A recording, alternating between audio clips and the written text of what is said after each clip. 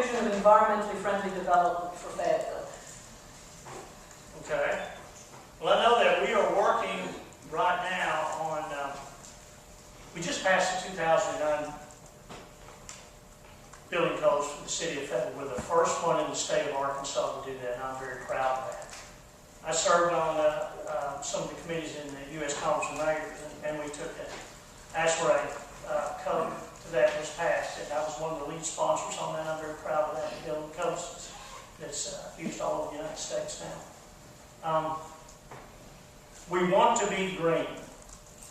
This city is not just, you just don't build it any which way in the city of Fayetteville. I just talked to some folks today, and they said, well, they thought that it was too strict, that we were too tough to build in. And I guess in some regards we are.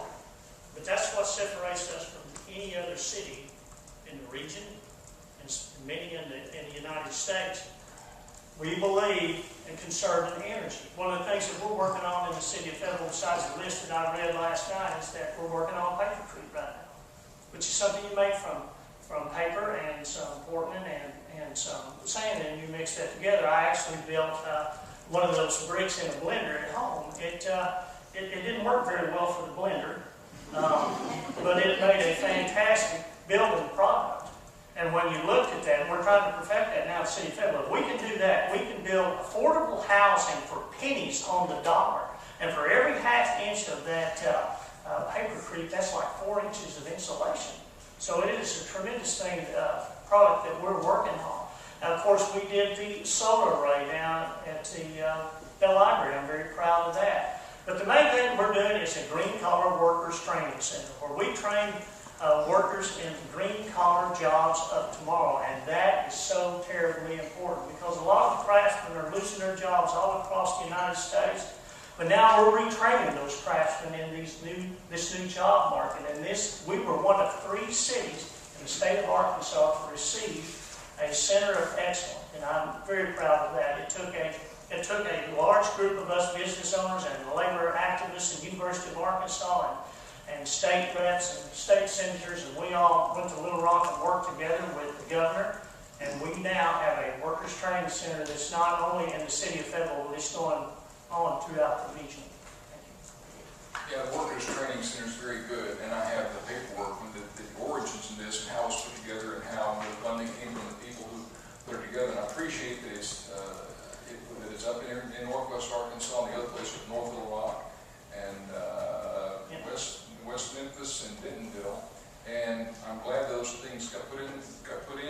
I don't see any Fayetteville names on this list, I'm afraid. But when we were in office, we put together a sustainability program, first one in the South, one of the first in the United States. We ripped off basically the job description out of Seattle and brought in John Coleman, who did a good job, and we saved $330,000 the first year. Everybody knows the story. But it's beyond just that. It's a whole mindset.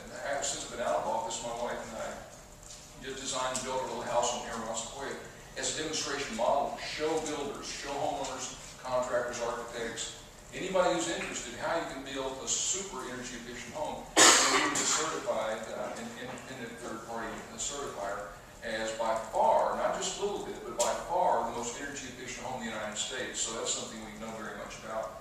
And we've been passionate about energy efficiency and conservation and sustainability for a long time. And Fayetteville, when I was in office, we were developing a national reputation. I was taking a lot of different places, Washington, D.C., Seattle, Alaska, all on everybody else's dime, to really attend conferences and share what we had done, learn from other people. And Fayetteville was in the leading edge of what small cities were doing. As a matter of fact, it was through my involvement with U.S. Conference mayors that I helped 60 other mayors in the United States do the same thing that we did, because they thought, we're not Seattle, we're not Portland, but if Fayetteville, Arkansas can do this, then we can do it too. So a year later, 60 more cities had developed sustainability offices. So with the right kind of leadership and vision and true understanding about how things work and how things can be done, we can be more sustainable, not just energy efficiency. We've got to look at food sustainability, food security. We've got to look at energy consumption reduction. We've got to look at all the ways that we live and find out how we can be more efficient, sustainable. It'll save us money. It'll save us a lot of pollution. I think we can do a lot. Then we're more than what we're doing right now. I think we have a good reputation